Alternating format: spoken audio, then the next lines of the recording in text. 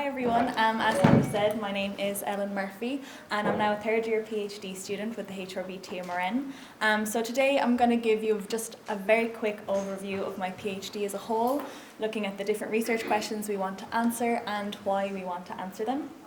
So as you can see, my PhD is looking at the communication of retention strategies in clinical trials. So it's a very niche area, but I think it's very important because, as most of us are aware, poor retention is a major issue across trials. And this has knock-on consequences for the results of the trial and also in terms of whether we implement interventions or not.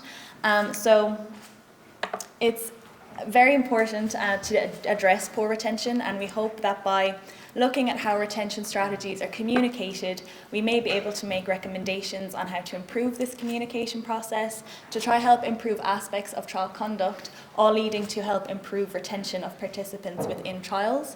So as you can see from the slides, we also hope to contribute evidence to answer questions set out by priority 2 in terms of retention within clinical trials.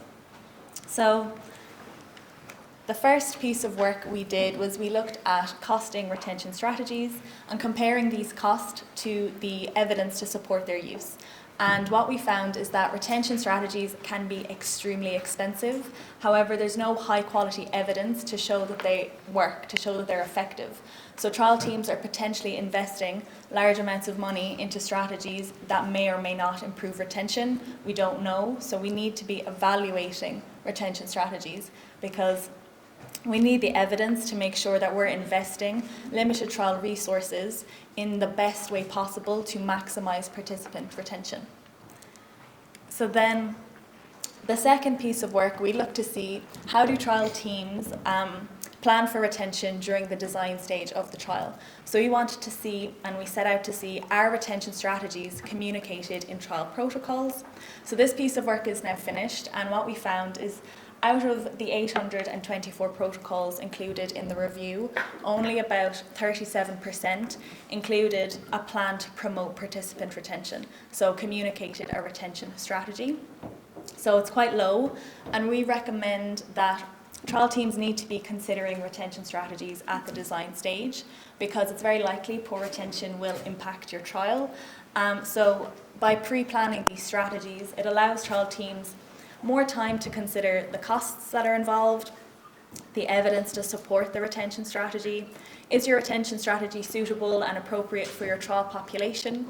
Are there specific groups within that trial population that may need a different retention strategy?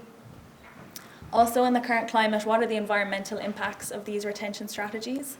So by pre-planning this at the design stage, we feel it allows trial teams more time to consider all these factors, and also communicating this information in the protocol helps increase transparency in trial conduct. So then we moved on then into the informed consent stage of the trial.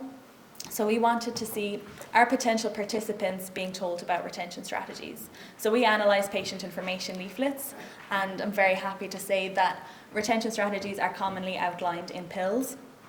However, interestingly, we found that when we compared retention strategy information in the pill and compared this to their corresponding protocol and the information that was outlined there, there was often a slight disconnect or a mismatch of information being provided across the trial documents.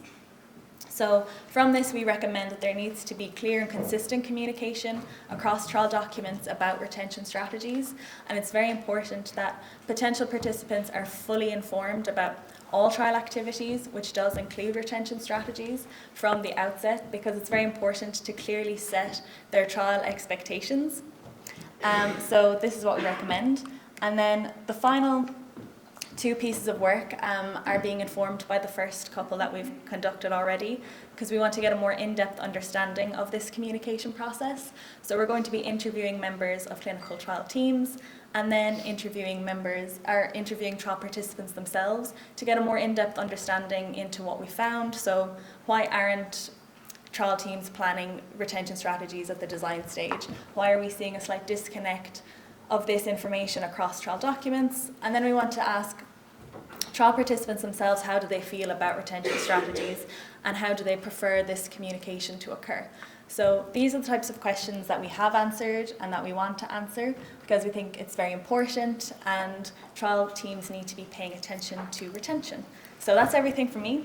Very short and sweet, so thank you very much for listening. Yeah.